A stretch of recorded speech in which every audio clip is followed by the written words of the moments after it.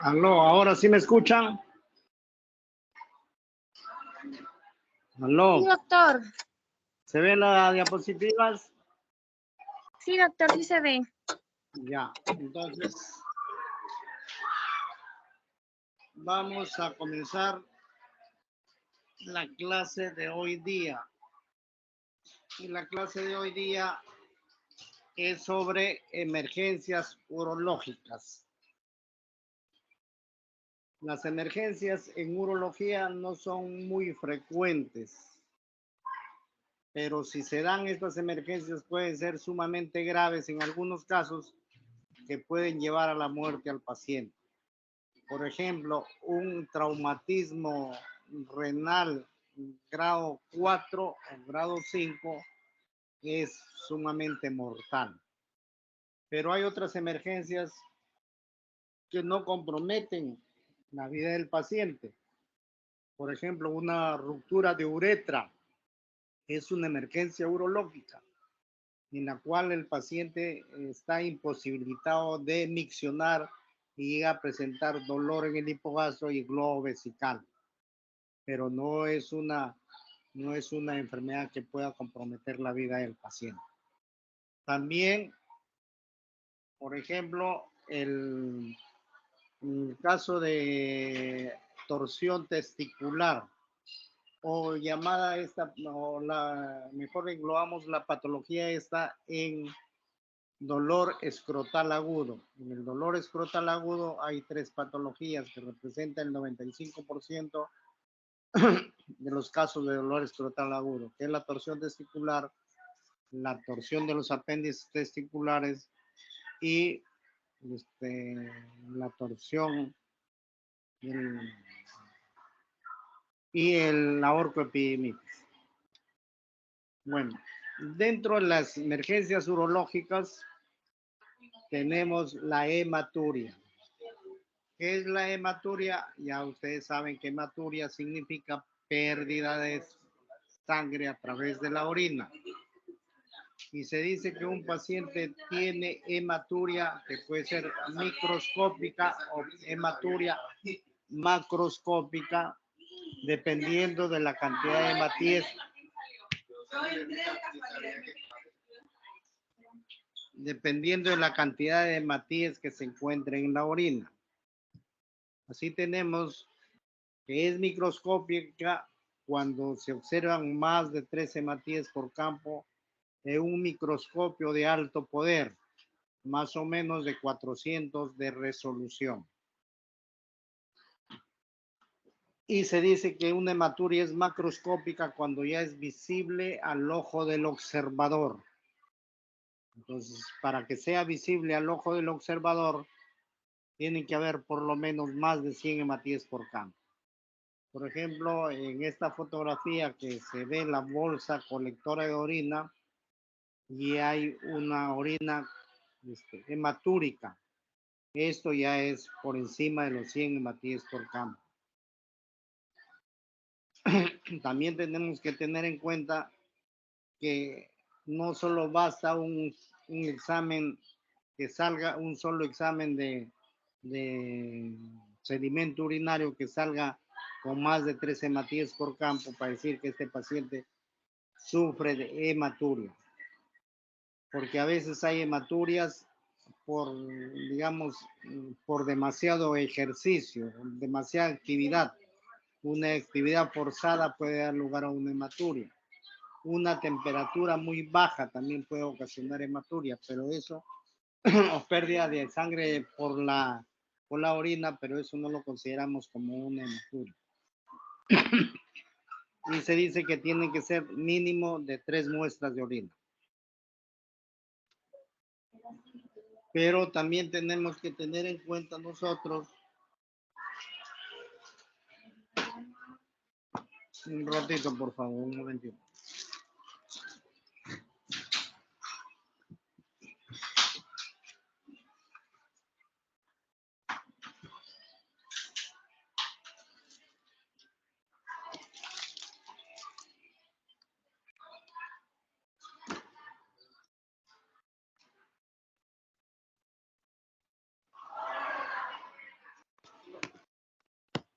Tenemos que tener en cuenta que a veces los pacientes confunden el cambio de coloración de la orina con hematuria. Y hay muchas situaciones en que el paciente presenta cambio de coloración de su orina. Por ejemplo, en pacientes con oliguria. La oliguria es la menor cantidad de orina en 24 horas. Se dice que un paciente es olíguro cuando tiene menos de 500 o menos de 600 centímetros cúbicos en 24 horas. También cuando existe fiebre, también se elimina. Normalmente las personas debemos de eliminar 1 centímetro cúbico de orina por minuto. Y se dice que, las, que los pacientes cuando tienen disminución de la cantidad de orina, se puede ver también a fiebre, o sea, el paciente comienza a transpirar y la pérdida de orina que normalmente debe eliminar la persona, la está eliminando a través de la piel. Otro caso que se puede confundir con, con hematuria es la ictericia. Ya saben ustedes que la ictericia es producida por aumento de los pigmentos biliares en el torrente sanguíneo. Y este aumento de los pigmentos biliares en el torrente sanguíneo se pueden deber a muchas causas. Por ejemplo, una hepatitis, una obstrucción del colédoco o del conducto hepático, hace que la bilis, que normalmente sirve para la digestión, sea eliminado, si está obstruido no sea eliminado por la vía digestiva, sino que entre al torrente sanguíneo y produzca un cambio de coloración de la orina. Cuando hay problemas de destrucción de glóbulos rojos, también algunos pigmentos vegetales tienen la propiedad en algunas personas de cambiar la coloración de la orina. Y muchos medicamentos también son responsables del cambio de coloración de la orina. Y en otros casos, contaminación externa, sobre todo en mujeres durante la menstruación, que puede ser una menstruación normal o una menstruación, una metrorragia. Entonces, dentro de las falsas hematurias medicamentosas, como les decía, hay muchos medicamentos que pueden ocasionar hematuria, o sea, falsas hematurias. Los que están encuadrados son los medicamentos que mayormente producen falsas hematurias. Los otros también producen, pero cuando son tomados en exceso, ¿no? Y el medicamento representativo de este tipo de este grupo de sustancias que pueden dar coloración amarilla, cambio de coloración en la orina, tenemos la fenazopiridina. Y la fenazopiridina tiene la propiedad de colorear la orina de un color naranja oscuro. De ahí que cuando y se utiliza para pacientes como un analgésico de vías urinarias. Es exclusivamente un analgésico de vías urinarias, no se utiliza para otra situación. Entonces, si nosotros le recetamos fenazopiridina al paciente y no le decimos que va a haber un cambio de coloración en su orina, un color naranja oscuro, ese paciente cuando comience a miccionar después de haber ingerido el medicamento, va a llegar probablemente asustado al consultorio y les va a manifestar que está orinando sangre. Los antidepresivos también son responsables, la riboflavina, y sobre todo también hay un medicamento que tiene la propiedad de colorear la orina, es la rifampicina. que es un medicamento que se utiliza para el tratamiento de la tuberculosis. Pero tenemos nosotros que hacer un diagnóstico diferencial. Ya hemos visto que la pseudohematuria puede ser por orinas coloreadas con alimentos y drogas, la pigmenturia cuando hay disolución de glóbulos rojos, o hay mioglobinuria o coluria, ya hemos visto que en hepatitis se ven las orinas colúricas, la menstruación normal o metrorragia, también que se puede combinar la sangre de la menstruación con la orina y da la apariencia de que fuera una hematuria. Y la fístula vésico-vaginal, que es una condición clínica en la cual hay una solución de continuidad entre la vejiga y la vagina. Entonces, la orina puede salir coloreada con sangre en estos casos. Dentro de las hematurias verdaderas, tenemos dos grandes grupos. La hematuria glomerular, llamada también hematuria de origen renal, y la hematuria de vías urinarias. Y estas tienen sus características. La glomerular es una microhematuria, no es una hematuria copiosa. Si nosotros esta hematuria que el paciente está eliminando, la paciente está eliminando, la dejamos en reposo, no va a coagular. O sea, no coagula cuando es glomerular. Si mandamos este sedimento, a hacerle un sedimento de orina o una orina completa, el laboratorio nos va a contestar que no hay proteínas en esta orina. No, que sí hay proteínas. Va a contestar que sí hay proteínas en la orina, porque como es una inflamación del riñón, muchas veces se compromete la membrana basal, y esa membrana basal que tiene la propiedad de no permitir que las proteínas pasen en la orina, al estar inflamada esta membrana basal, va a disminuir esa capacidad que tiene de impedir el paso de las proteínas hacia la orina, por lo tanto va a haber proteinuria. También van a haber cilindros hemáticos y hematíes dismórficos, o sea, normalmente cuando uno hace un sedimento de orina y el paciente no tiene este problema glomerular, los hematíes salen completamente redondeados. Además, hay cilindros, o sea, ¿qué es un cilindro? Es la acumulación y la aglutinación de los glóbulos rojos, que eso se ve en la hematuria de origen glomerular. Y si hacemos una citoscopía a estos pacientes, vamos a encontrar que a la hora de observar el meato ureteral, o sea, la salida del uréter hacia la vejiga, se llama meato ureteral. Vamos a observar en ambos meatos ureterales salida de sangre con orina. El diagnóstico de la enfermedad glomerular se hace mediante la biopsia renal. En cambio, la hematuria de vías urinarias tenemos que es una macrohematuria. Hay coágulos y no hay proteína.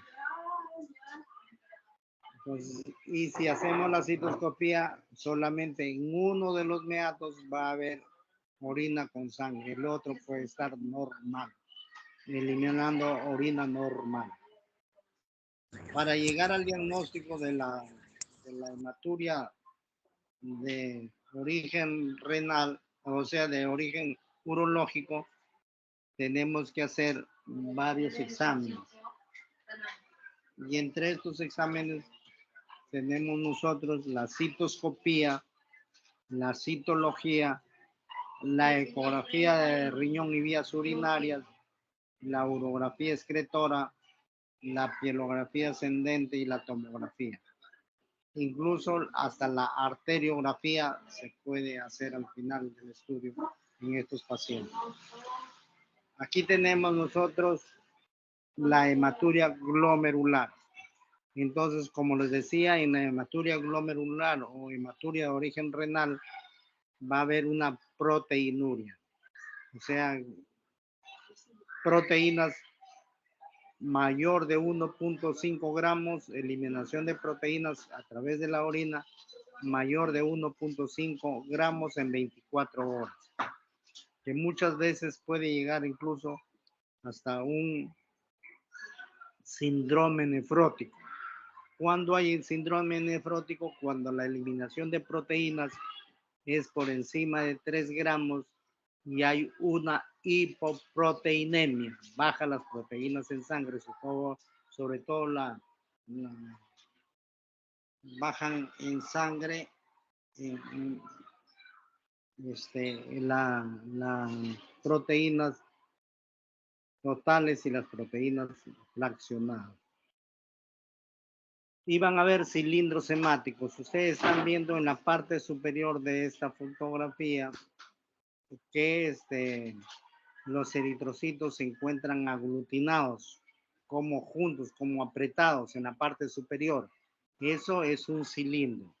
Y los hematíes que están en el lado derecho están completamente deformados, no tienen la estructura completamente redondeada. Dentro de la hematuria de causa hematológica tenemos varias. Entre estas tenemos enfermedades eritrocitarias, o sea, cualquier enfermedad que comprometa a los glóbulos rojos puede traer como consecuencia la destrucción de glóbulos rojos, por lo tanto, una hematuria de tipo hematológico. Drepanocitosis es una enfermedad en la cual también hay alteraciones en las células rojas del organismo. Anemia hemolítica, o sea, pacientes que por trastornos inmunológicos puede haber una destrucción de glóbulos rojos que trae como consecuencia una anemia. Enfermedades leucocitarias, por ejemplo, leucemia aguda y crónica, que ustedes saben que es un cáncer a la sangre. La leucemia se produce en gran cantidad de glóbulos blancos que impiden la formación de las plaquetas. Por lo tanto, se altera uno de los factores importantes en la coagulación. Las coagulopatías, o sea, cualquier trastorno que afecte la coagulación sanguínea. Terapia anticoagulante. A veces es necesario dar terapia anticoagulantes en determinadas patologías. Por lo tanto, si nosotros no regulamos adecuadamente la dosis si no regulamos adecuadamente la dosis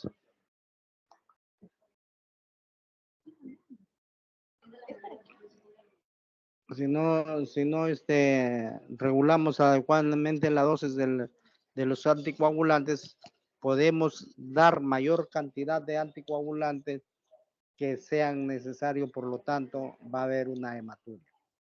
La hemofilia, que es un trastorno más en varones, pero la transmisión es ligada al sexo, o sea, la mujer, o sea, la madre es la que transmite la hemofilia al varón. Y la púrpura trombocitopénica, en la cual hay disminución de la producción de plaquetas. Esto también trae como consecuencia una hematuria. Las hematurias de causas nefrológicas, cualquier proceso del glomérulo inflamatorio, como puede ser la glomerulonefritis aguda, la glomerulonefritis crónica. Y estos síndromes que se ven poco en el Perú porque son enfermedades generalmente de la raza aria. Entonces, síndrome de Sjögren-Henoch, enfermedad de Berger, síndrome de Alport, la colagenosis sí se ve en enfermedades del colágeno, sobre todo en pacientes con lupus. Paciente con lupus, uno de los síntomas que presenta la paciente con lupus, porque es más frecuente en mujeres, es la hematuria. También las coagulopatías y la causa iatrogénica. Ya hemos visto que una de las causas iatrogénicas de la hematuria puede ser la terapia con anticoagulantes. En este esquema nosotros estamos viendo las causas que pueden producir hematuria. La mayoría de ellas son de origen urológico. Por ejemplo, tenemos en la próstata la hiperplasia prostática benigna. A veces muchos pacientes con hiperplasia prostática benigna, el primer síntoma de la hiperplasia puede ser el sangrado, la hematuria. El carcinoma de próstata, también el cáncer de próstata, muchas veces debuta con hematuria. Traumatismo. El traumatismo no solamente en la vejiga, sino también puede ser en el urétero, puede ser en el riñón. Los cálculos. Generalmente el cálculo se forma en el riñón, pero estos cálculos pueden migrar hacia la vejiga y seguir creciendo en la vejiga si no son expulsados. Y cuando ya tienen un considerable tamaño, pueden lesionar la mucosa de la vejiga y producir sangrado. Los tumores de la vejiga, es el cáncer de vejiga, y los procesos inflamatorios de la vejiga, que pueden ser procesos inflamatorios infecciosos o procesos inflamatorios no infecciosos. Ya hemos visto también la inflamación del uréter, que puede ser por una periureteritis infecciosa más frecuente en tuberculosis o también un tumor en el uréter. Cálculos en la pelvis renal, tumor en la pelvis renal, embolia de la arteria renal y cualquier quiste que comprometa algún vaso sanguíneo hace que el paciente sangre. La tuberculosis también puede ser causa de hematuria. Entonces, cuando nosotros tenemos un paciente con hematuria, hay que confirmar el diagnóstico. Ya no, por eso le digo que no basta un solo examen de sedimento de orina. Si el primer examen de sedimento urinario sale con hematuria, que puede ser microscópica, ustedes le mandan a hacer otro examen a este paciente sin darle ningún tratamiento. Hasta 2 más le pueden mandar a hacer al paciente. Entonces, una vez que hemos hecho el examen general de la orina, tenemos un estudio de primera fase. ¿En qué consiste el estudio de primera fase? Después de la hematuria, hay que ver cuál es la causa de la hematuria, qué problema tiene el riñón, las vías urinarias y la vejiga. Por lo tanto, pedimos una ultrasonografía, o sea, una ecografía de renal y de vías urinarias. Si nosotros vemos que hay alguna alteración a nivel de la ecografía, ya le pedimos otros exámenes que nos pueden ayudar a hacer el diagnóstico de esta hematuria. Podemos pedirle urografía excretora y en muchos casos también la uroangiotomografía llamada UroTen. La segunda fase es la prueba de función, se pide pruebas de función renal en la segunda fase. Y dentro de las pruebas de función renal, las más conocidas son el dosaje en sangre de urea y creatinina, es lo que pedimos frecuentemente. Si ya la urea y la creatinina están aumentadas, se dice que hasta 1.4 es normal la urea, la creatinina, y la urea hasta 50. Pero si nosotros encontramos valores mayores a estos, ya tenemos que pensar que el paciente puede ser portador de una insuficiencia renal, que puede ser aguda o puede ser insuficiencia renal crónica. También tenemos que hacer estudios endoscópicos para ver si la enfermedad o la hematuria es de origen urológico. Y entre estos estudios endoscópicos tenemos la citoscopía, que es la introducción de un aparato dentro de la vejiga que se llama citoscopio, y observamos las paredes de la vejiga en fase de llenado y también en vejiga vacía, porque hay lesiones que no se ven en vejiga vacía, como hay lesiones que no se ven si la vejiga está llena. Por lo tanto, tiene que hacerse el estudio con vejiga vacía y con vejiga llena. La ureterorenoscopía es también otro estudio endoscópico, en la cual se introduce un aparato que se llama ureterorenoscopio, que lo metemos a través del meato ureteral y ascendemos, muchas veces llegamos con este aparato hasta la pelvis renal. La biopsia renal ya hemos dicho que se hace solamente si uno sospecha de que el problema de la hematuria es de origen nefrológico. Y las pruebas de inmunoserológicas podemos pedir VAR en orina, proteína C reactiva.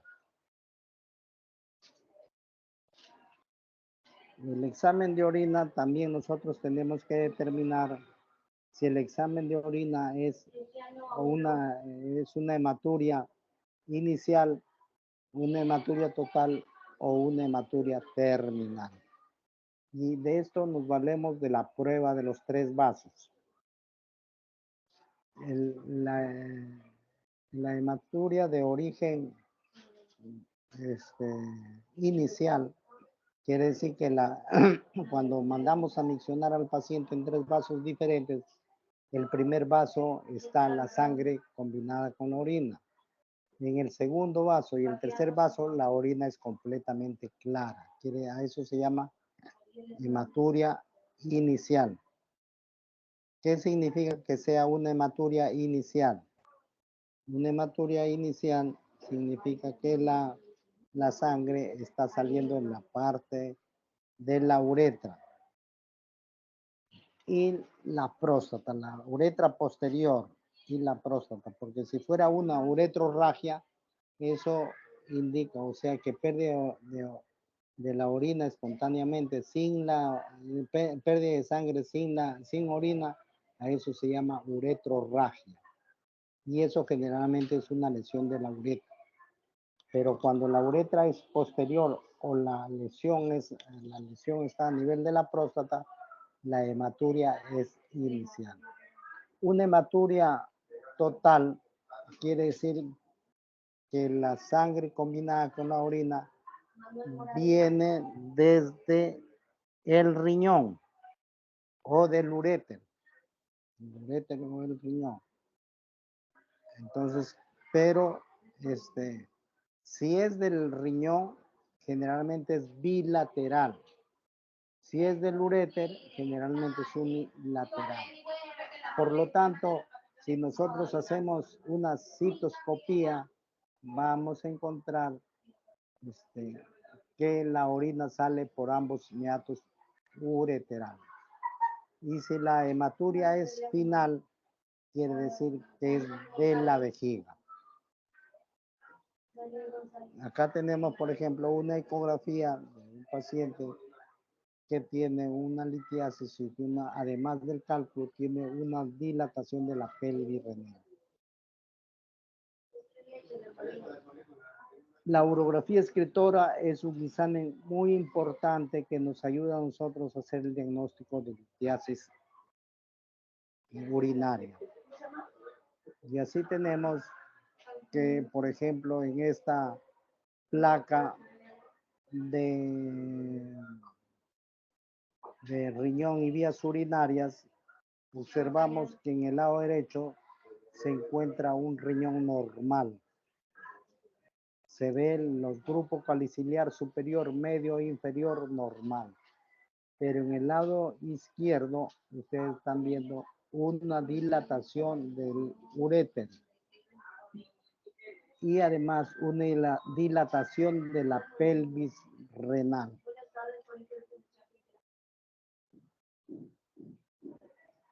Importante cuando uno sospecha que un paciente viene, por decirle, con un cólico nefrítico y el 90% de los casos de cólico nefrítico se deben a litiasis.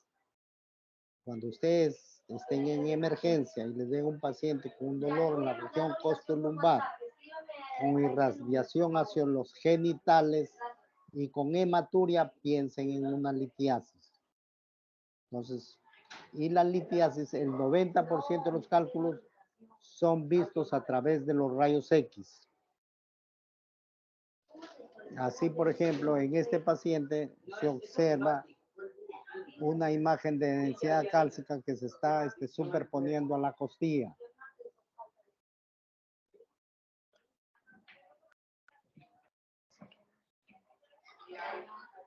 La citoscopía, ya les dije que es un examen en el cual se introduce un aparato que se llama citoscopio, que tiene un lente en la porción, un lente distal, porción distal del aparato.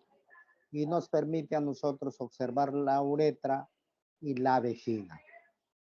Entonces, lo primero que tenemos que examinar al paciente es con vejiga vacía y luego con vejiga llena y observar los meatos ureterales.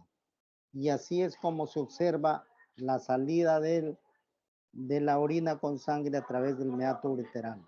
Entonces, a la hora que se abre el meato, observamos nosotros la salida del contenido del uretre, que puede ser orina pura o puede ser orina con sangre, como en este caso en el esquema, que es una hematuria.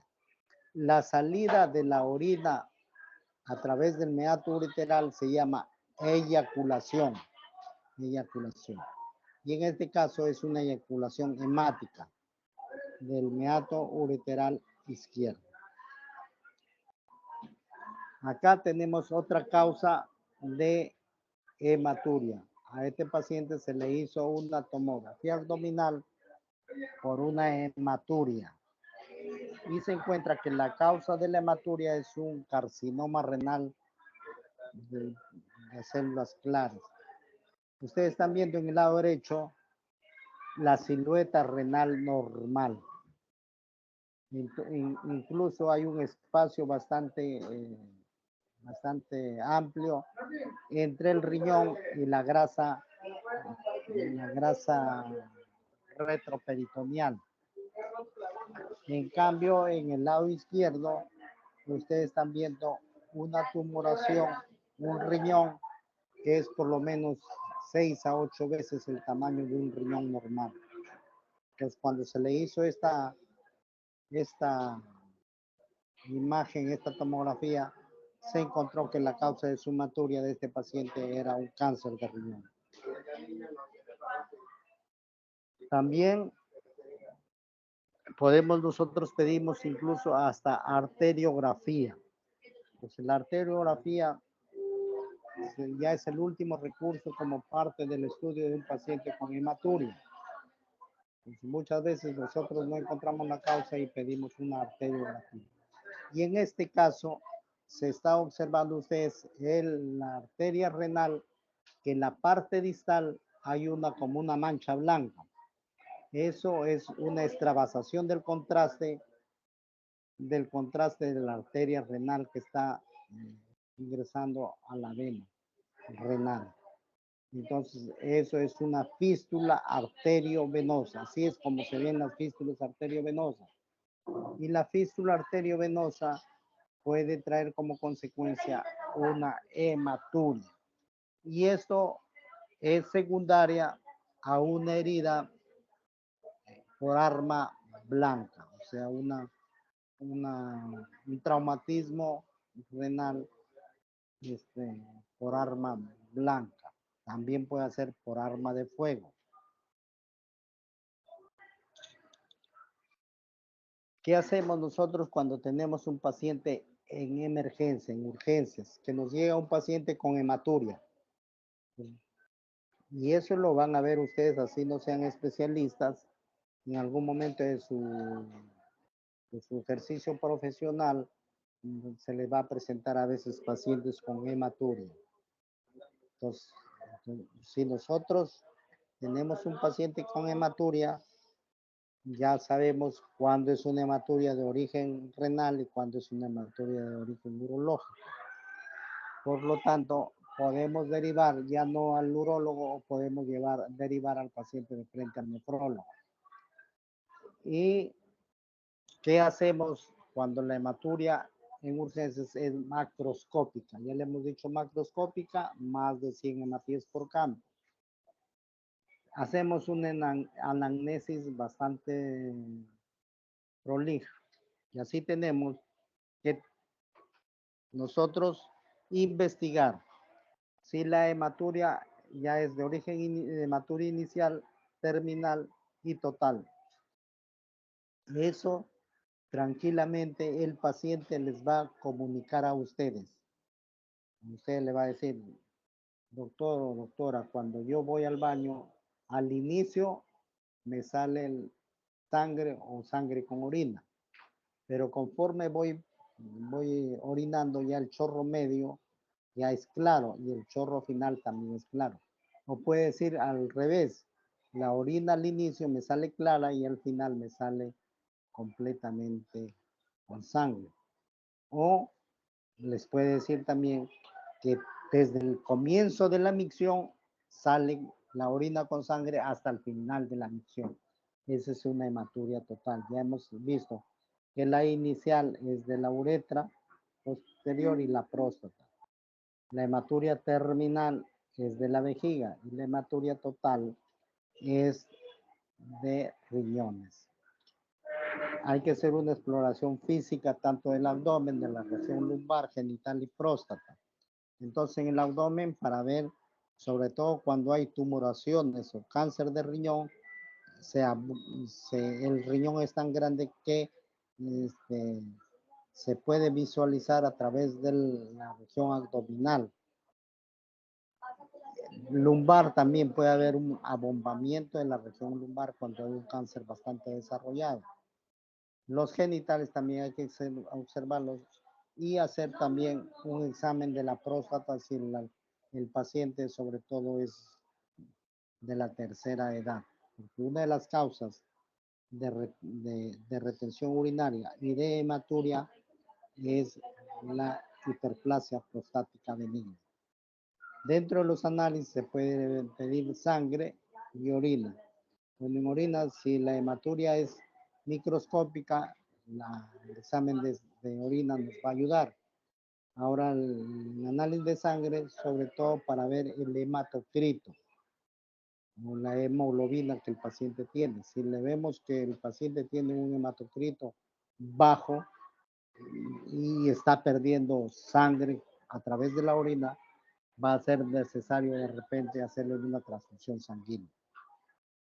Y la exploración radiológica, ya hemos visto que la radiografía de abdomen simple es importante porque muchos cálculos pueden producir hematuria y el 90%, ya les dije, de los cálculos son vistos a través de los rayos X. Un 10% no se ven a los rayos X, que son los cálculos de cistina y de ácido úrico. Cuando nosotros ya hemos hecho el hematocrito y vemos que la causa del sangrado es por un traumatismo, tenemos que tratar el tratamiento tiene que ser de acuerdo a la etiología. Cuando la hematuria es leve, lo único que se hace ingesta de líquidos y reposo, eso sí, reposo absoluto. Porque muchas veces la hematuria puede ser leve, pero a veces el trastorno urológico puede ser bastante grave. Una hematuria copiosa que hacemos, colocamos una sonda de Foley triple vía de grueso calibre. ¿Qué significa grueso calibre? Una sonda Foley triple vía 20 o 22. ¿Por qué se coloca sonda triple vía? Porque muchas veces estos pacientes con hematuria necesitan hacerles lavado vesical continuo. colocar un frasco de cloruro que ingrese el líquido a través de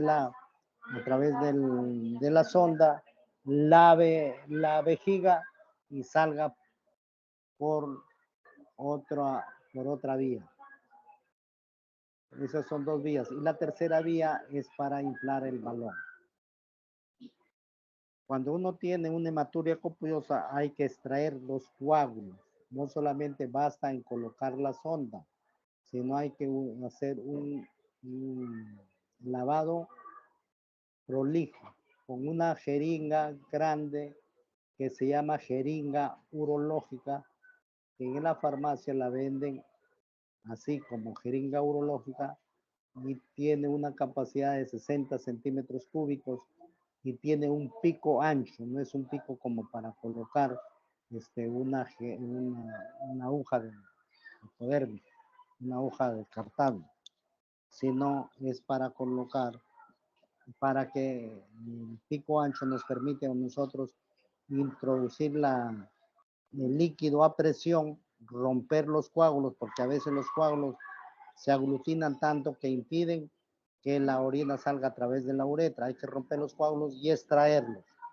La misma jeringa, introducimos el líquido, luego jalamos el émbolo y de esa manera extraemos los coágulos hasta dejar completamente limpia la vejiga. Una vez que se queda completamente limpia la vejiga, se hace el lavado vesical continuo con suero fisiológico. Hay que controlar el hematocrito, ya les dije, porque a veces es necesario la transfusión. Y el reposo absoluto, y sí hay que indicarle, si no hay problemas en cuanto a la ingesta de alimentos de estos pacientes, no tiene ninguna lesión que le impida que el paciente pueda ingerir alimentos o líquidos, se le recomienda que ingiera por lo menos más de 3 litros de agua por día. No todos los pacientes con hematuria tienen que ser hospitalizados. ¿En qué caso nosotros hospitalizamos a nuestros pacientes con hematuria? Cuando tienen una repercusión hemodinámica. ¿Qué significa repercusión hemodinámica? Que nosotros le estamos transfundiendo sangre al paciente y su hematocrito se mantiene igual o disminuye. Quiere decir que este paciente está sangrando y el sangrado generalmente cuando es riñón se va al retroperitoneo. También hay que hospitalizar a un paciente cuando llega a la consulta con globo vesical y refiere que está orinando sangre. Y en el momento que llega a la consulta o al consultorio o a la emergencia, les dice que ya no puede orinar. Usted lo examina y tiene globo vesical. Eso significa que el paciente, los coágulos le impiden orinar. Por lo tanto, son pacientes que tienen que hacerse el lavado de la vejiga y tienen que ser hospitalizados. También pacientes con anemia graves, o sea, con hematocrito bastante bajo, o que tenga alteraciones de la coagulación, no solamente la hematuria, sino a veces tiene petequias o tiene cambios de coloración a nivel de la piel por sangrado. O sea, puede ser, por ejemplo, pacientes que tienen hipoproteinemia o pueden tener plaquetopenia también. Cuando hay hematuria y deterioro de la función renal, o sea que aparte de presentar la hematuria, le mandamos a hacer sus análisis de urea y creatinina y encontramos que la urea y creatinina están bastante elevadas. En esos casos, estos pacientes tienen que ser hospitalizados. Alteraciones del sedimento urinario. Ya le hemos dicho que dentro de las alteraciones del sedimento urinario podemos tener hematuria, podemos tener proteinuria y hematuria microscópica postraumática. Todo paciente, así la hematuria sea mínima, pero ha recibido un golpe bastante severo en la región costolumbar, ese paciente tiene que ser hospitalizado para hacer un estudio completo. ¿Cuál es el flujograma del manejo de la hematuria macroscópica? Cuando nosotros nos llega un paciente con hematuria macroscópica, inmediatamente le pedimos una serie de análisis. Le hacemos balance hídrico, le pedimos plaquetas, le pedimos tiempo de coagulación y sangría, ultrasonografía renal y de la vejiga. Ahora, si con esos exámenes hemos llegado no llegamos al diagnóstico etiológico, le pedimos ya otros exámenes, que es la uroangiotomografía, ya le hacemos un examen endoscópicos como la ureterorenoscopía, el VAR en la orina, proteína C reactiva, y podemos incluso llegar hasta la biopsia renal. Si nosotros mediante esos exámenes llegamos al diagnóstico etiológico, le damos el tratamiento de acuerdo a la causa que ha producido la hematuria. Ahora, si nosotros le hacemos esos exámenes y la hematuria es severa con coágulos, ya hemos dicho que toda hematuria con coágulos hay que ponerle una sonda. Y hay que hacer cistoclisis. ¿Qué? Cistoclisis, la destrucción de los coágulos. Y hacer lavado vesical. Si persiste la hematuria, ya estos pacientes tienen que hacerse la citoscopía y la evacuación de coágulos y hospitalizar. Cuando el tipo de hematuria es leve, sin coágulos, solamente se le indica ingesta de líquidos mayor de 3 litros al día. Y si el diagnóstico etiológico ya lo hemos encontrado nosotros durante el estudio o el examen clínico, el tratamiento de la causa específica. Pues una vez que ya hemos llegado al diagnóstico etiológico y hemos tratado la causa específica, tiene que el paciente, si le vamos a dar de alta, tiene que estar la orina completamente clara. Pero si nosotros, por ejemplo, este paciente lo hemos visto en emergencia y está de madrugada o está de noche, le decimos al paciente que al día siguiente tiene que ir obligatoriamente al consultorio de urología para que le hagan el estudio completo para determinar cuál ha sido la causa de su hematuria.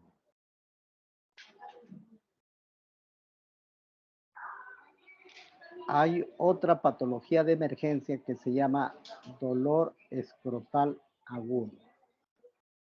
Entonces, el dolor escrotal agudo tiene sus características propias. Es un dolor sumamente intenso y de aparición brusca. La intensidad puede ser incluso 10 sobre 10, la mayor intensidad del dolor que puede existir. Pero la otra característica es que aparece de un momento a otro. Y desde que aparece este dolor es sumamente intenso. De ahí que cuando nosotros tenemos un paciente con dolor escrotal agudo, tenemos que determinar si el dolor ha ido aumentando progresivamente o desde el inicio el paciente tiene este dolor. También puede haber aumento de volumen del testículo. Pero lo más importante es que muchos de estos pacientes con dolor escrotal agudo requieren exploración quirúrgica inmediata, porque muchos casos de dolor escrotal agudo se deben a torsión testicular. Y la torsión testicular es una patología que tiene que resolverse antes de las 6 horas, porque si pasan más de las 6 horas, les puede ocurrir necrosis testicular y pérdida del testículo. Entonces, esto es una emergencia urológica. Esta es otra urgencia urológica. Y el paciente se le llama paciente escrotal, porque justamente viene por un dolor en la región escrotal. Y este dolor es sumamente intenso y de aparición brusca. en el testículo y que compromete el contenido del testículo, que puede ser el epidídimo, puede ser el cordón del espermático o puede ser el testículo. Es de aparición brusca y la etiología es variable, pero son 3 condiciones clínicas que representan el 95% del dolor escrotal agudo. Entonces, pero lo más importante es la viabilidad del órgano, determinar en qué momento el paciente tiene que ser intervenido quirúrgicamente antes de que pasen las 6 horas. Y la etiología es muy diversa, pero 3 son las patologías que le decía que son las causantes del 95% del dolor escrotal agudo. Y de otras tenemos las de origen vascular, las dos primeras, torsión del cordón espermático y torsión de los apéndices testiculares. Y la infecciosa, la orquitis o también la orcoepididimitis. Esas son las 3 causas. El resto son raras como parte de la etiología del dolor escrotal agudo. Aquí lo que yo les decía, estas 3 enfermedades son causantes del 95% del dolor escrotal agudo. Tenemos la torsión testicular, o también llamada torsión del cordón espermático, la orcoepididimitis aguda y la torsión de los apéndices testiculares. Dentro de los apéndices testiculares tenemos el apéndice del epididimio, el paraepididimo y conducto aberrante del epididimo. Pues, la vascularización del testículo es a través de la arteria espermática, la arteria deferencial y la arteria funicular. Y el drenaje venoso se hace a través del plexo piniforme. Todas estas arterias y estas venas discurren a través del cordón espermático, donde también discurre el conducto deferente. La torsión del cordón espermático es una emergencia urológica que tiene que hacer el diagnóstico antes de las 6 horas. Porque si nosotros nos pasamos después de 6 horas, va a haber un infarto del testículo y pérdida del testículo. Ustedes están viendo en el esquema del lado derecho el testículo izquierdo normal, incluso el cordón espermático normal, con la coloración normal. En el lado derecho, ustedes están viendo un testículo que no está ya en la bolsa escrotal, sino ha ascendido. Está ya casi en la parte media del escroto. Y están viendo la tortuosidad del vaso sanguíneo del cordón espermático. Pues, ¿qué significa? ¿Por qué sube el testículo? Porque a la hora de girar sobre su propio eje el testículo se acorta el cordón espermático, por lo tanto el testículo tiene que subir. Y acá se hacen una maniobra que es importante hacerla cuando uno quiere hacer el diagnóstico de torsión testicular, y se llama la maniobra de Pren. ¿Qué significa la maniobra de Pren? Consiste en estimular la cara interna del muslo y normalmente la maniobra de Pren es positiva cuando el testículo asciende, cuando uno presiona la cara interna del muslo. Presiona y lo suelta con brusquedad. El testículo asciende, eso se llama maniobra de Pren positiva. Pero cuando hay torsión testicular, ustedes presionan y el testículo no se mueve. Van al otro lado, presionan, hacen la misma maniobra, ahí sí el testículo se mueve. Entonces, eso les quiere decir que el cordón espermático se ha torcido sobre su propio eje. Es más frecuente durante la adolescencia, incluso en la pubertad es más frecuente, pero hasta la adolescencia. Es raro ver a pacientes mayores de 25 años con esta patología. más frecuente en la pubertad y en la adolescencia. Se dice que existe un caso en 4.000 hombres menores de 25 años. Pero también en el periodo neonatal hay la torsión de tipo extravaginal. Quiere decir que el testículo, ustedes saben que la última capa que cubre al testículo se llama capa vaginal. En los niños, en los recién nacidos, el testículo se tuerce por fuera de esta cubierta del testículo que es la capa vaginal. Por eso en los niños, en los neonatos, en los recién nacidos, la torsión es de tipo extravaginal. Afecta a ambos testículos con igual frecuencia, no hay una preferencia. No es como el varicocele, que sí tiene una preferencia, y es el testículo izquierdo. Entonces el testículo, el varicocele, el 99.9 de varicoceles es en el testículo izquierdo. ¿Y a qué se debe eso? Al drenaje venoso. En el testículo izquierdo el drenaje venoso es hacia la vena renal y en el lado derecho es hacia la vena cava inferior.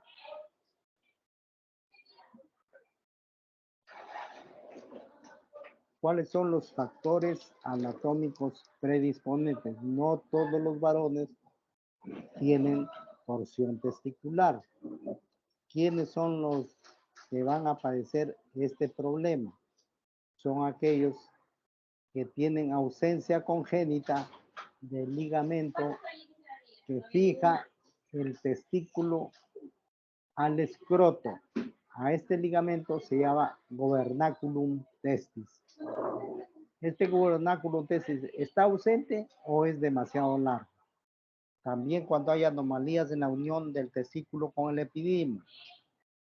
El cordón espermático demasiado largo. Pero para que el paciente que tiene ausencia del cordón, del gobernáculo testis, o tenga, digamos, torsión testicular, necesita un estímulo de cierta intensidad. Por ejemplo, un traumatismo. Muchos de los jóvenes que llegan a la consulta por torsión testicular es que cuando están realizando el deporte y sobre todo el fútbol, les cae una pelota un balonazo en esa zona y esto hace que el testículo se tuerza. Pero también durante el sueño puede producirse este tipo de rotación. Entonces la torsión extravaginal, ya les dije que es más frecuente en el neonato, en el recién nacido. Y solamente representa el 5% de las torsiones testiculares. Y es exclusivamente del recién nacido. ¿Qué cosa va a encontrar el neonatólogo cuando examina a su paciente? Porque ¿quién examina por primera vez a los pacientes varones o a los recién nacidos, tanto varones como mujeres? Es el neonatólogo. ¿Qué va a ver el neonatólogo cuando está examinando a su paciente? Una masa escrotal firme y dura. Es dura. Que no transilumina. La causa más frecuente de masa escrotal en el recién nacido es el hidrocele. Pero el hidrocele sí transilumina. Si uno ilumina la parte inferior del escroto, va a ver la luz reflejada en la parte superior. O sea, a eso se llama transiluminación positiva. Pero en algunos casos el neonatólogo ilumina la parte inferior y no logra ver el reflejo de la luz en la parte superior. Entonces ahí piensa inmediatamente en una torsión testicular. Y también va a encontrar cambios de coloración o el recocimiento del escroto. La torsión del cordón espermático es, ya les dije, intravaginal. En el adolescente, en el niño puede ser recién nacido extravaginal. Y se debe a la ausencia de fijación del testículo y epidimo la fase y capa muscular del escroto, porque no tiene el gobernaculum testis, que es el que lo fija. Se ve antes de la adolescencia, le dije que es más frecuente en la pubertad.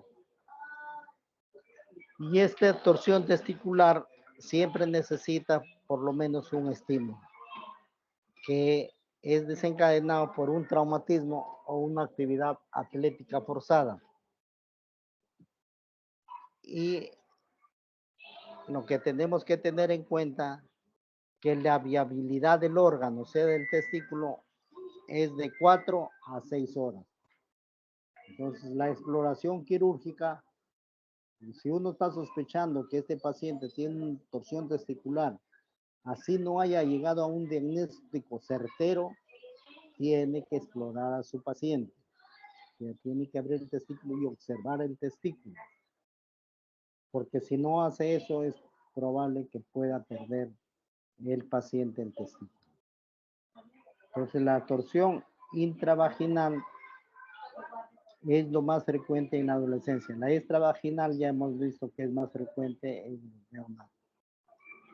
Tenemos que tener en cuenta que el testículo rota de afuera hacia adentro. ¿Por qué es importante tener en cuenta? Porque una de las maniobras que se realiza para aliviar este problema es la distorsión manual. Entonces, cuando nosotros queremos hacer la distorsión manual, tenemos que girar el testículo de adentro hacia afuera. Pues, la torsión del testículo es dentro de la capa vaginal, ya hemos visto. ¿Qué ocasiona esto? Que no exista drenaje venoso al inicio. Y esto va a traer como consecuencia edema intersticial y congestión. Si la obstrucción de la circulación arterial se sigue produciendo, va a haber un infarto hemorrágico del testículo y va a haber una pérdida irreversible del testículo. Pero esto generalmente es después de las 6 horas que ha ocurrido el inicio de la enfermedad. Una vez que se ha hecho el diagnóstico de torsión testicular, tenemos que actuar con rapidez. Ya les hemos dicho que no pasen más de 6 horas. A veces los pacientes llegan después de 2 o 3 horas, llegan a la consulta o a la emergencia. Entonces ya tenemos solamente 3 horas para hacer el diagnóstico correcto. Entonces, si nosotros clínicamente tenemos que hacer el diagnóstico, ya le hemos dicho a ustedes que la torsión testicular, el testículo lo van a encontrar más alto, en la parte media casi del escroto, e incluso una vez rotado, o sea, lateralizado el testículo. Y si le hacen la maniobra de PREM, la maniobra de PREM va a ser negativa. Entonces, hacemos la distorsión manual, le aliviamos el dolor, pero eso no es el tratamiento definitivo. El tratamiento definitivo es el tratamiento quirúrgico. Se le puede pedir ecodoppler, si es que siempre y cuando exista ecodoppler en las emergencias, que generalmente es un poco raro que los hospitales tengan ecodoppler en las emergencias. También se le puede pedir gamografía testicular con galio. Es mucho más raro hacer este examen en un hospital general. ¿Qué vamos a encontrar en la exploración física en el puber o el adolescente? Entonces, en el hemiscroto afectado, o sea, puede ser el izquierdo como el derecho, no hay una preferencia por cualquiera de los dos órganos, de los dos testículos, va a encontrar signos de flogosis. Y el testículo se va a encontrar ascendido, o sea, alto y lateralizado. A eso se llama signo de Gubernius. Y va a haber ausencia del reflejo cremastérico o la maniobra de PREM. Reflejo cremastérico, maniobra de PREM va a ser negativa.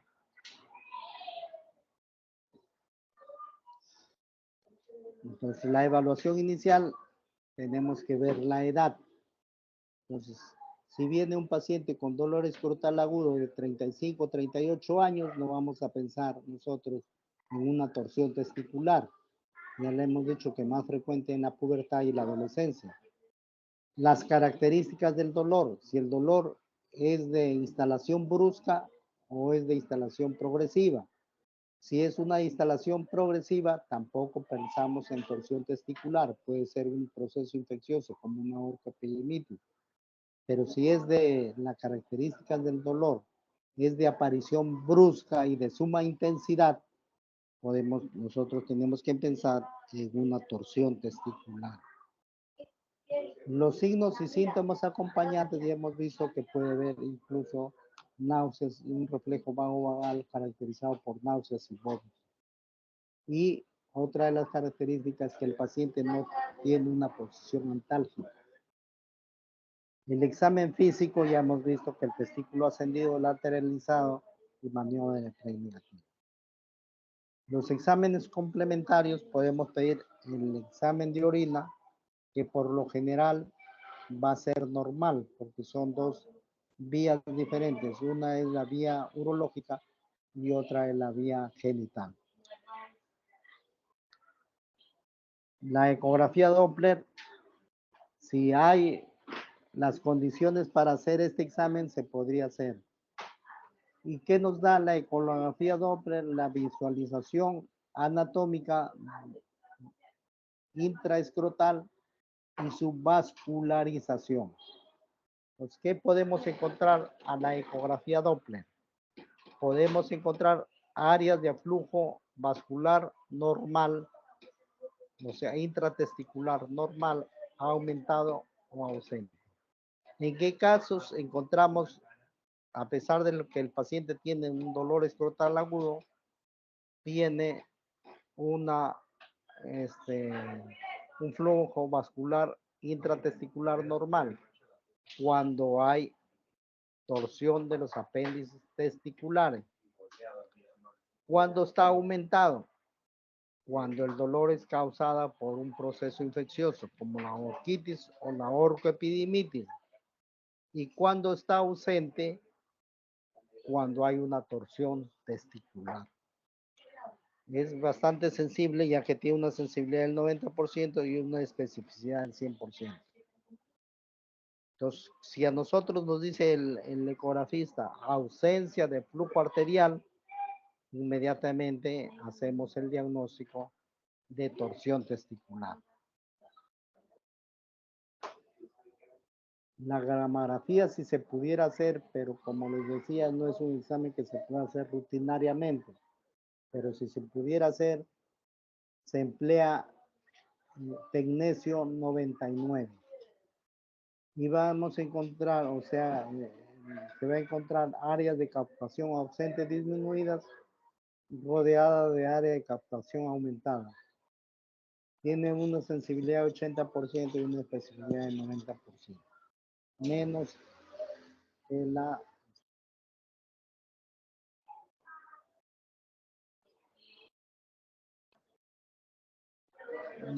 que la ecografía Doppler testicular. Acá están viendo ustedes en la foto los cambios de coloración de la ecografía Doppler testicular en el órgano comprometido.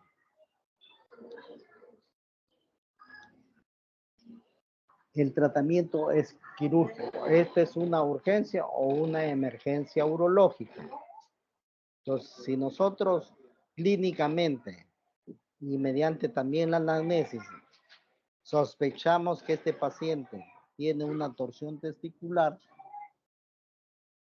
se impone una exploración quirúrgica inmediata.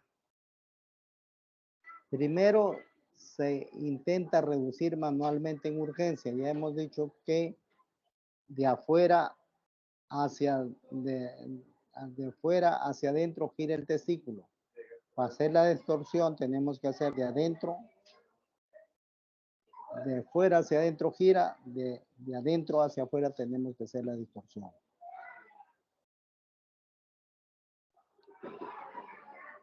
La vía de abordaje de la torsión testicular es por vía escrotal.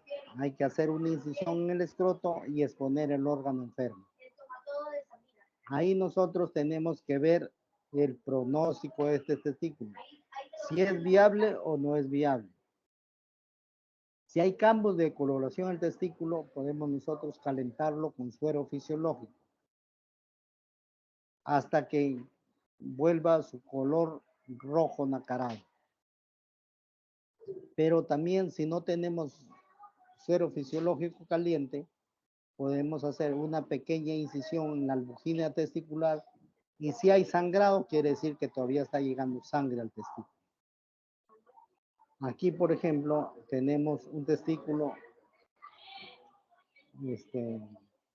que probablemente si se le suele calentar con suero fisiológico, va a llegar a su coloración normal. Entonces, ¿cuál es el tratamiento ideal para la torsión testicular? La orquidopexia. Orquidopexia significa fijación del testículo en el escroto. Esto, la orquidopexia, evita que el paciente vuelva a presentarse la rotación, la torsión testicular, porque podemos nosotros volverlo a su lugar, pero si no lo fijamos, nuevamente el paciente va a presentar otra vez torsión testicular. Pero la orquidopexia se recomienda, o lo ideal es hacer orquidopexia bilateral, no solamente el lado enfermo que trae el paciente en ese momento, sino fijar el otro testículo que no tiene problemas durante la llegada del paciente al consultorio o a la emergencia. Hay que fijar los dos testículos. Por eso que ustedes están viendo en el lado derecho, en el esquema del lado derecho, que ambos testículos están, digamos, con suturas, a pesar de que solamente el lado izquierdo era el que tenía el problema. Se ha fijado el testículo a ambos testículos al escroto, a pesar de que el otro era completamente sano. Aquí estamos viendo, por ejemplo, que en el lado izquierdo solamente el testículo derecho está comprometido, está enfermo en ese momento. Ahí ven la tuberculosidad del cordón espermático y los vasos sanguíneos enrollados. Y en la otra, después del acto quirúrgico, están viendo ustedes las suturas en ambos testículos, 2 puntos o 3 puntos en cada testículo, que ha fijado el testículo al escroto. Aquí, por ejemplo, ya este testículo pasó más de 6 horas.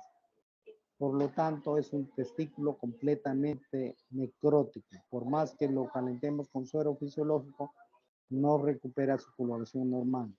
Esta es una necrosis testicular y esto solamente requiere ya hacerle la orquiectomía. Pero no olvidarse que hacemos orquiectomía de ese lado y nos vamos al otro lado y fijamos el testículo al escroto que se llama orquidopexia.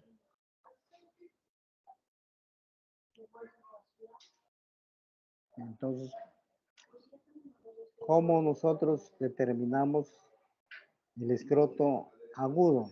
Mediante la anamnesis ya hemos visto la exploración física, analítica y ecográfica. Si el estudio es completamente concluyente, que llegamos a determinar que ese paciente está padeciendo de un dolor escrotal agudo, una torsión testicular, entonces, si es torsión de los apéndices testiculares, solamente se dan analgésicos y antiinflamatorios. Si es una torsión testicular y es de corta duración, sin isquemia, hay que hacer una orquidopexia, o sea, que no haya pasado más de 6 horas.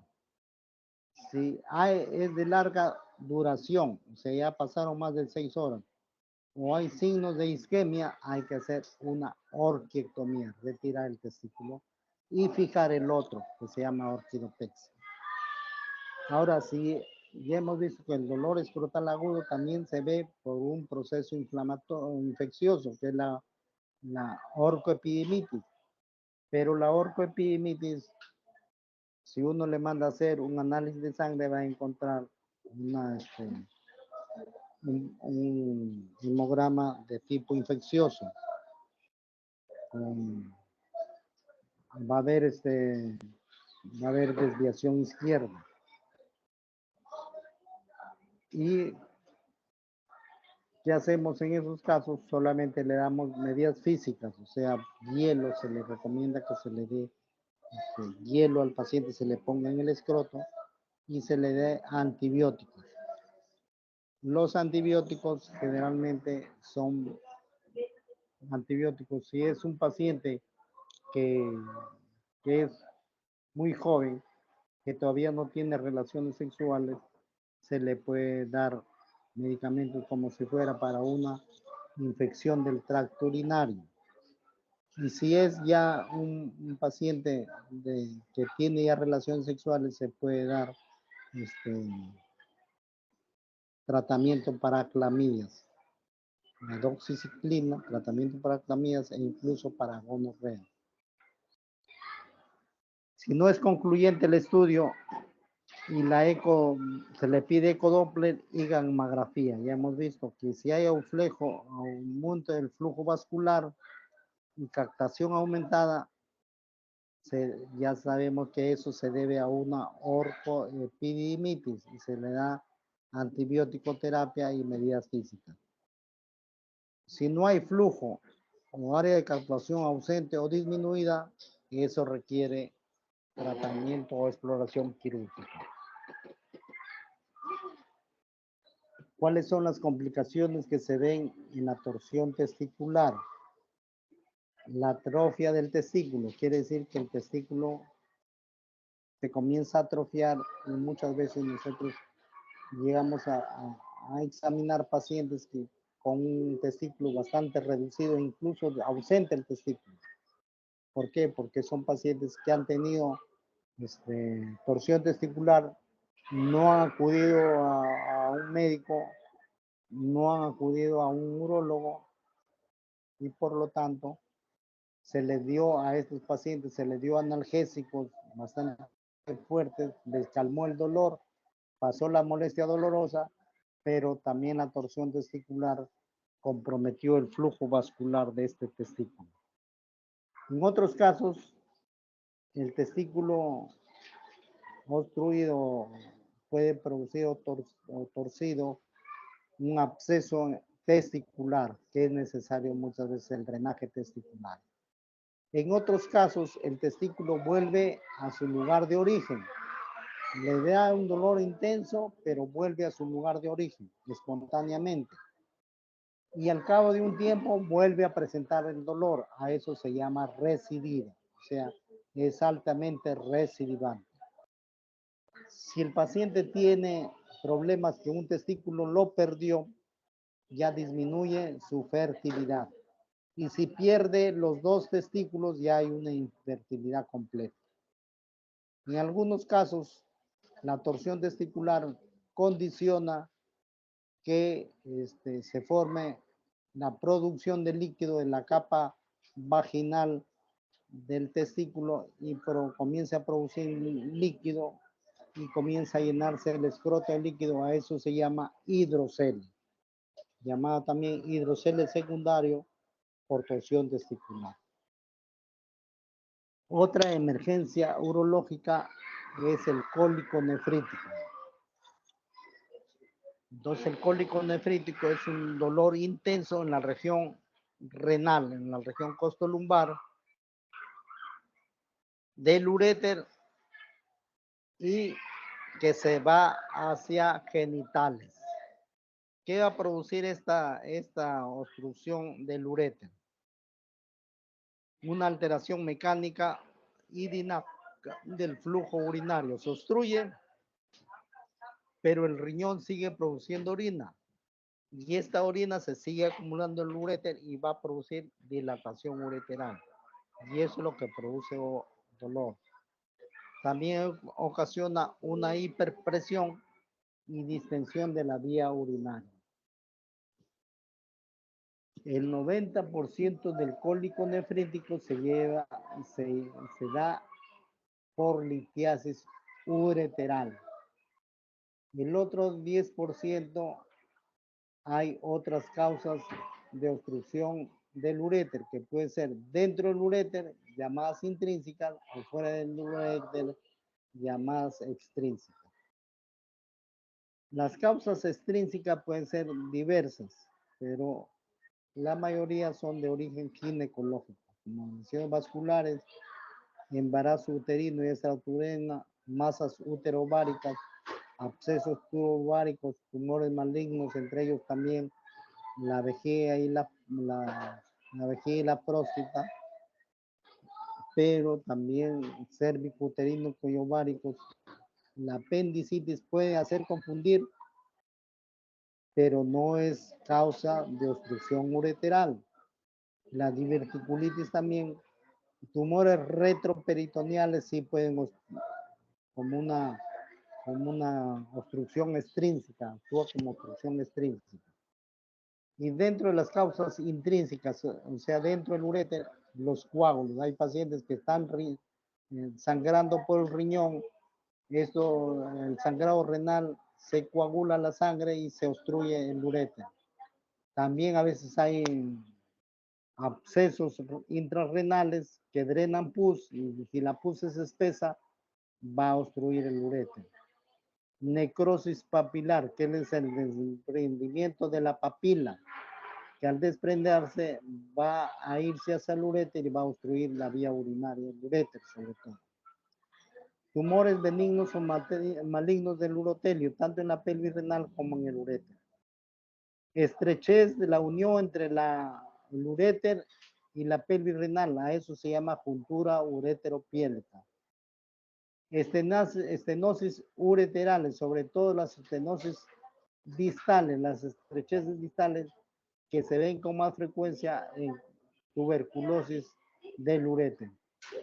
Ureterocele, que es la dilatación de la parte distal del uréter por obstrucción del meato, por estrechez del meato ureteral. Se estrecha el meato ureteral y comienza a dilatarse en la parte distal, comienza con la parte distal del uréter. Y hay un signo radiológico que se llama cabeza de cobra. Si nosotros mandamos a hacer una urografía excretora al paciente, encontramos esta dilatación distal del uréter, eso es característico de obstrucción o de ureterocele. Puede haber un granuloma. La tuberculosis ya hemos visto que puede ser causante de estrecheces, tanto distales, mediales o proximales del uréter, pero con más frecuencia la estrechez es distal. Y litiasis, el cálculo en uréter, hay 3 lugares donde se puede quedar el uréter, el cálculo, y no migra hacia la vejiga, que es en la unión entre la pelvis y el uréter, se llama la juntura ureteropiélica. El otro sitio donde se puede quedar el uréter es en el entrecruzamiento de los vasos ilíacos. O sea, cuando el uréter cruza para irse del retroperitoneo, cruza como para irse hacia la vejiga, ese uréter va a cruzar los vasos ilíacos. En ese lugar también se puede quedar retenido el cálculo. Y finalmente puede quedarse retenido en la desembocadura del uréter a la vejiga, llamado meato ureteral. ¿Cómo se presenta el paciente con cólico nefrítico? Es un dolor intenso de aparición brusca. Tipo cólico, no es un dolor constante, sino ustedes saben que el uréter tiene un movimiento que es un movimiento peristáltico, que le ayuda a eliminar la orina. Por eso que el paciente esté en determinada posición, en cualquier posición, incluso en posición de cabeza, la orina sigue fluyendo hacia la vejiga. por este movimiento de peristaltismo que tiene el uréter. Otra característica de este dolor que es tipo cólico es que no hay una posición antálgica. El paciente no siente calma del dolor cuando se adopta una determinada posición. De ahí que cuando llega el paciente a la emergencia, muchos de ellos, de los pacientes, no se mantienen en la camilla, sino quieren estar caminando. Otros quieren trotar, otros quieren correr. Otra característica fundamental que tiene este dolor es que se irradia hacia fosa ilíaca derecha, a la región inguinal y a los genitales. Y hay también un problema vagovagal caracterizado por náuseas y vómitos. El diagnóstico diferencial se hace con el dolor osteomuscular. ¿Cómo hacemos nosotros el diagnóstico de un dolor osteomuscular? Es un paciente que presenta el dolor cuando se pone en posición de pie. Si está sentado el paciente o está acostado el paciente y se reincorpora, ahí va a venir el dolor, cuando es osteomuscular. Entonces, al examinar al paciente, hiperdistendemos el miembro inferior, lo ponemos en hiperdistensión. ¿Cómo hacemos esto? Ponemos al miembro inferior del lado que está el dolor en 90 grados y luego flexionamos la planta del pie. Si el paciente siente más dolor con estas maniobras, quiere decir que el problema es osteomuscular. A ese dolor también se llama lumbalgia o lumbociatalgia. El aneurisma disecante de la aorta, ¿cómo hacemos el diagnóstico diferencial? Generalmente los aneurismas disecantes se presentan en pacientes de edad avanzada, hipertensos, en la cual la dilatación del aneurisma se puede observar a través de la cavidad abdominal. Pues nosotros lo ponemos en posición de cúbito dorsal al paciente y observamos el latido de la aorta a través del abdomen. Quiere decir que el aneurisma está latiendo. La apendicitis, ¿cómo hacemos el diagnóstico diferencial? Que el apéndice es un órgano intraabdominal. Por lo tanto, cuando apenas hacemos nosotros una pequeña presión en el abdomen, el paciente va a sentir dolor. Si seguimos presionando el abdomen y soltamos con brusquedad, va a sentir mucho más dolor el paciente. Eso nos indica que hay una reacción peritoneal. Puede haber ya el inicio de una peritonitis. La diverticulitis, igual que en la apendicitis, el problema es abdominal. Y el dolor ginecológico es cuando hacemos el examen, vamos a encontrar, el examen ginecológico, vamos a encontrar muchas veces tumoraciones ováricas o embarazo tubo ovárico, ya es problema de tipo ginecológico.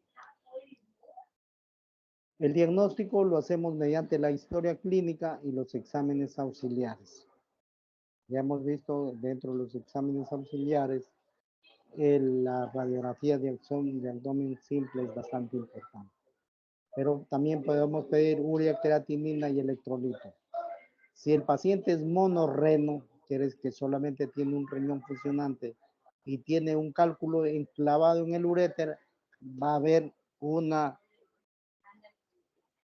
aumento de urea y creatinina. Ya la radiografía simple de abdomen es importante tomarle porque el 90% de los cólicos nefríticos se deben a cálculos y el 90% de los cálculos se ven a través de los rayos X. La ecografía nos puede ayudar si es que hay una dilatación de la pelvis renal o hay un cálculo en el riñón o hay un cálculo en la vejiga. La tomografía axial computurizada y la gamografía renal también son importantes tomarle a estos pacientes. La pielografía retrógrada no ayuda mucho, solamente el 15% de los cálculos ureterales pueden ser diagnosticados mediante este examen.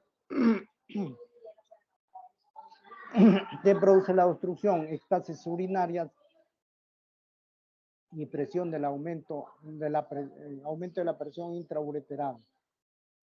Esto distiende el músculo liso y va a producir estímulo a los receptores de tensión.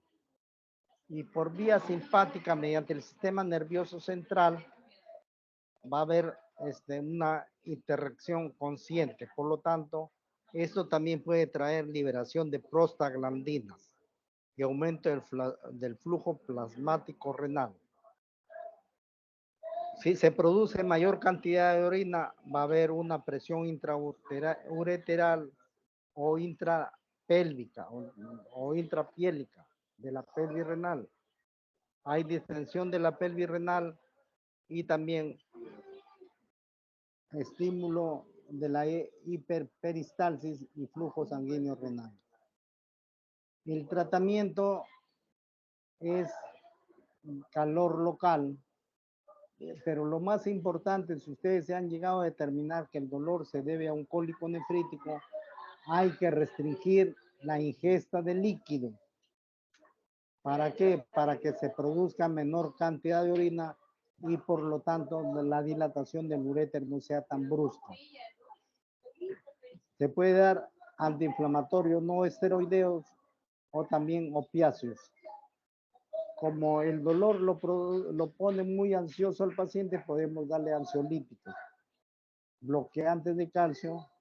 En algunos casos es tanto el dolor que tenemos nosotros que llamar al anestesiólogo para que le ponga una anestesia peridural o epidural para calmar el dolor. O también en algunos casos nosotros tenemos que derivar la orina hacia el exterior y hacemos lo que se llama la pielostomía. Nos introducimos un catéter a nivel de la pelvis renal y la orina comienza a salir hasta el exterior. Eso se hace por vía lumbar. Dentro de los analgésicos narcóticos tenemos la codeína, la morfina y la meperidina. Es bastante eficaz, son estos analgésicos, pero tienen que ser recetados mediante una receta especial porque son, puede producir dependencia. Los AINES, o sea, los antiinflamatorios no esteroideos, tienen la ventaja que puede atacar las tres causas del dolor. Un efecto analgésico, un efecto antiinflamatorio y un efecto antiespasmódico. Las desventajas que tiene un efecto antiplaquetario, por lo tanto, hay que darlo o preferible no darlo en aquellos pacientes que vienen con cólico nefrítico y hematuria. Tampoco debe darse en aquellos pacientes que van a ser sometidos a litotricia.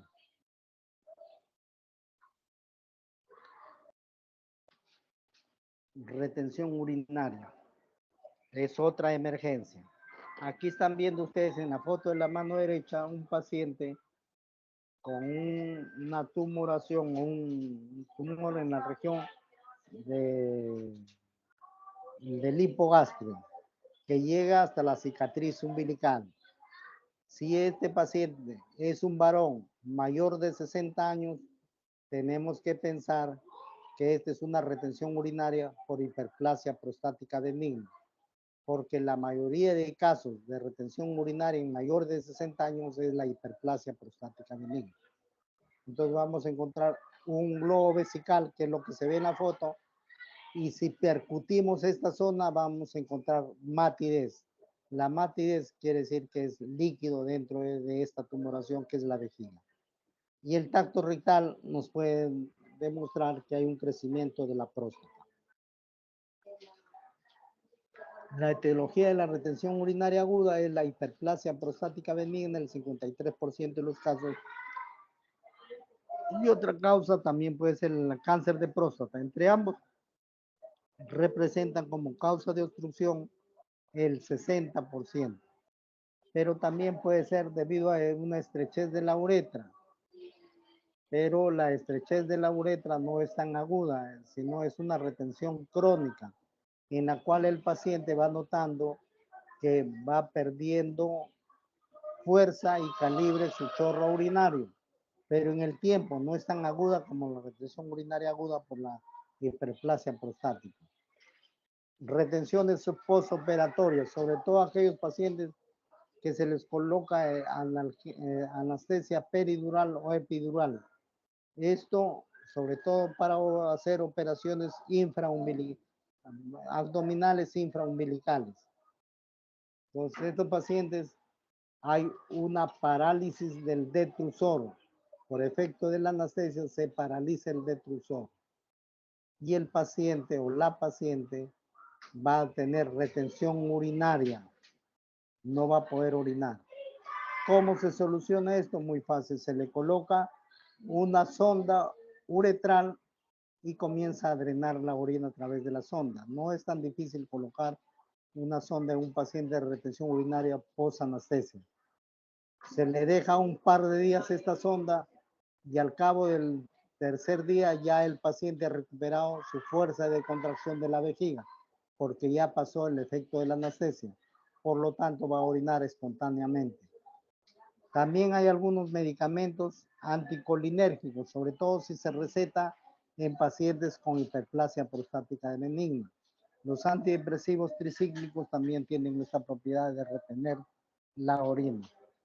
Y los coágulos, si el paciente está sangrando, puede el coágulo obstruir la uretra, por eso es que es importante que todo paciente que esté sangrando, dejarle una sonda triple vía para hacer un lavado vesical continuo. El tratamiento es sondaje vesical y si no se puede poner a través de la uretra, se hace una incisión en la parte suprapúbica, 3 centímetros del pubis, se hace una pequeña incisión y se coloca una sonda. Hay un aparato que se llama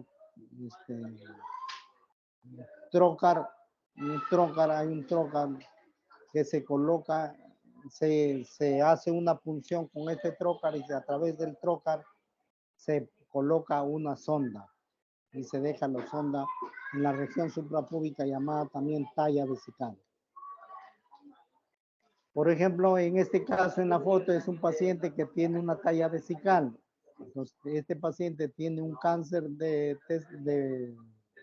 pene que no permite visualizar la uretra, entonces le ha tenido que poner una sonda suprapúbica de tipo quirúrgica, porque ahí ustedes están viendo las suturas. Cuando es con trocar, no se ven suturas.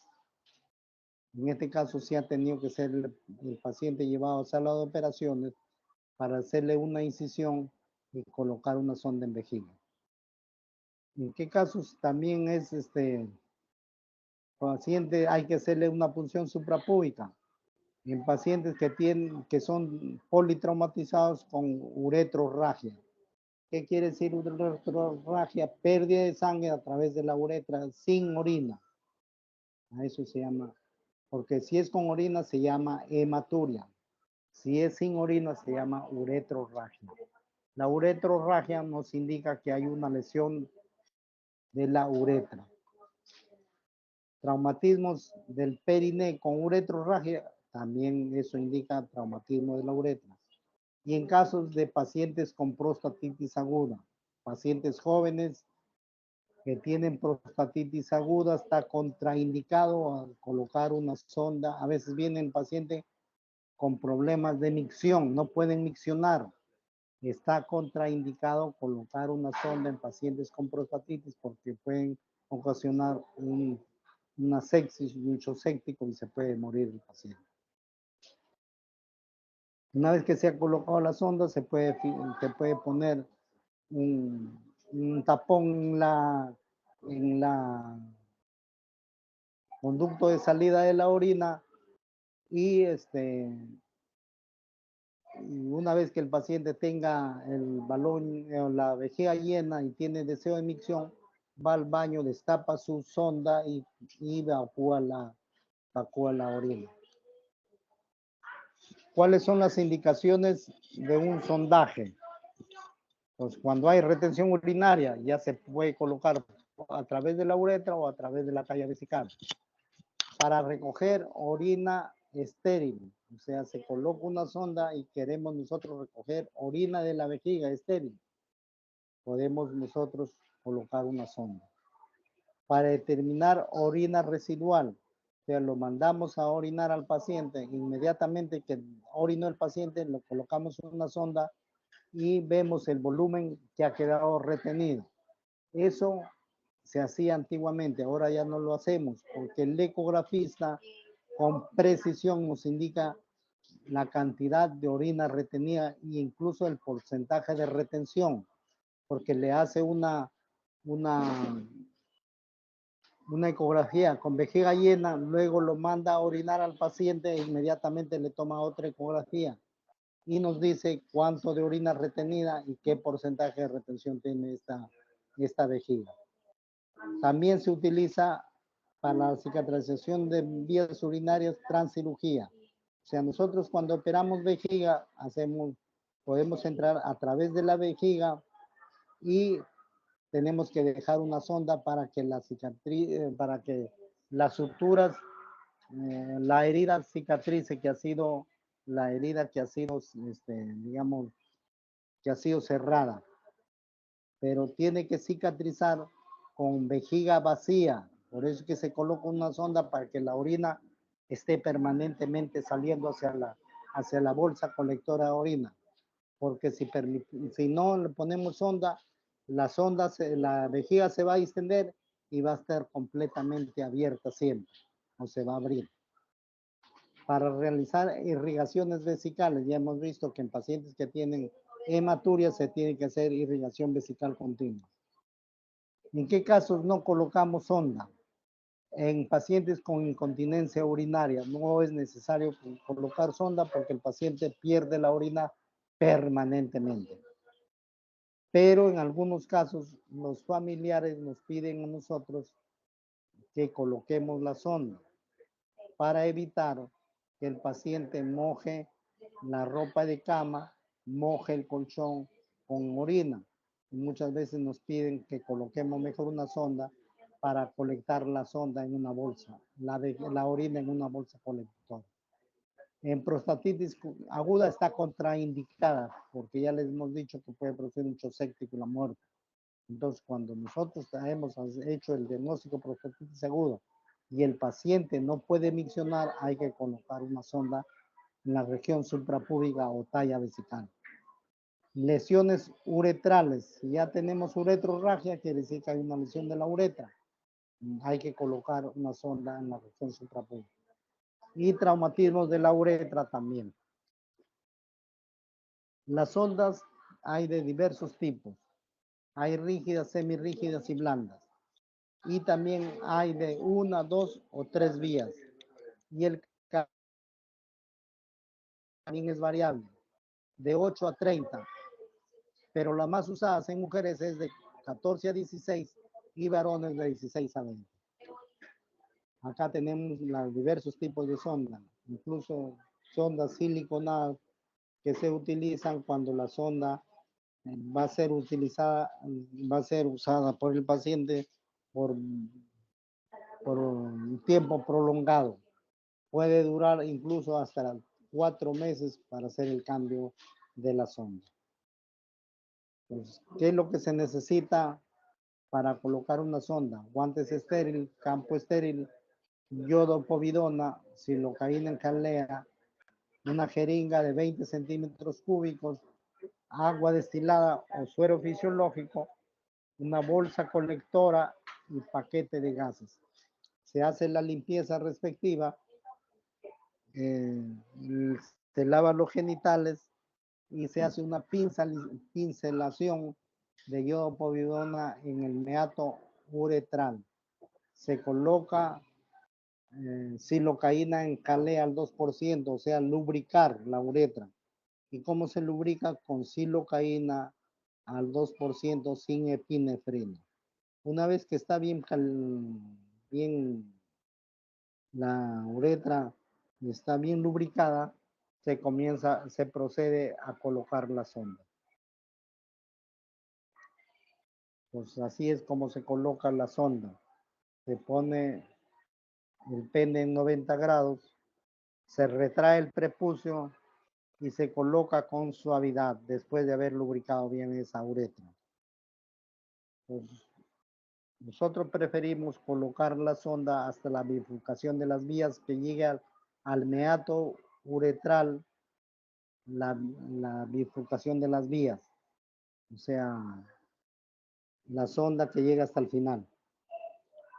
Una vez que ya le llegó la sonda al final, se puede con una jeringa, se succiona y se ve si está drenando orina o no. O también a veces nosotros colocamos la sonda y comenzamos a ver que está saliendo ya la orina. Luego de eso, inflamos el balón con suero fisiológico.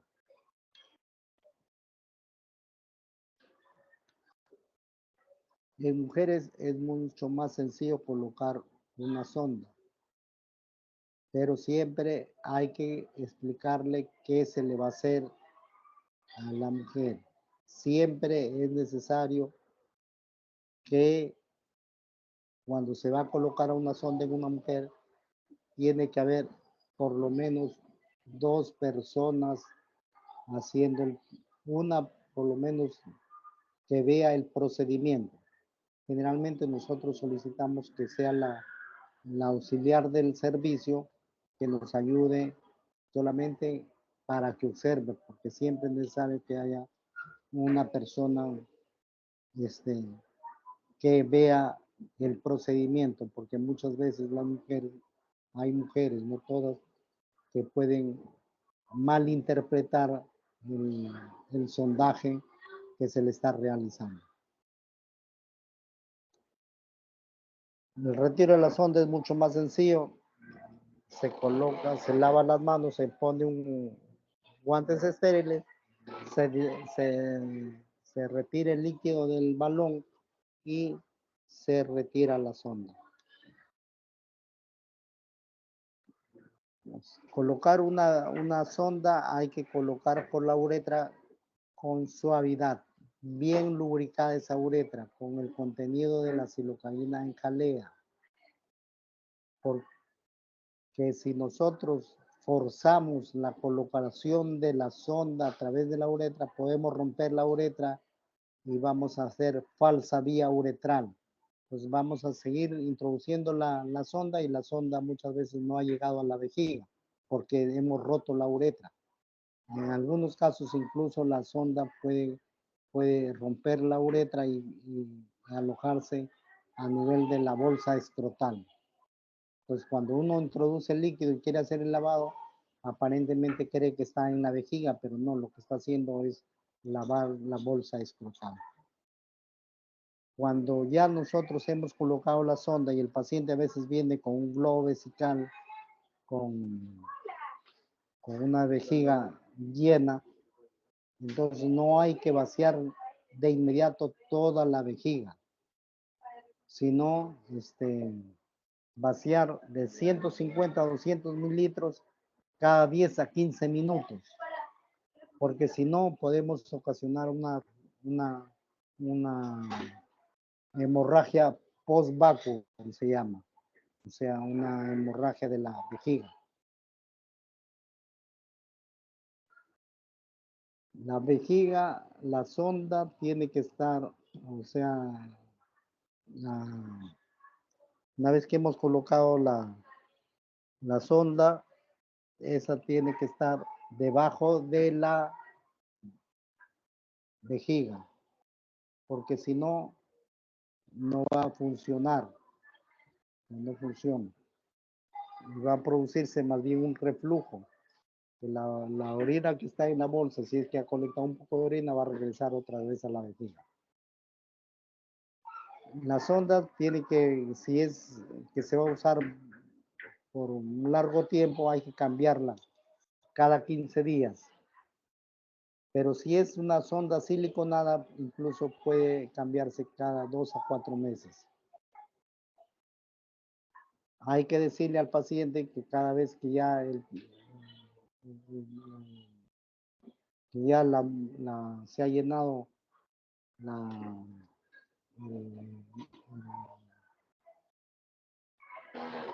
se ha llenado la bolsa, hay que vaciarla.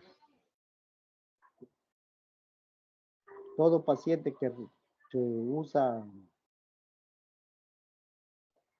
sonda tiene que recibir antibiótico. Nosotros lo que le damos al paciente con sonda es ciprofloxacino, una tableta cada 12 horas, mientras mantenga sonda.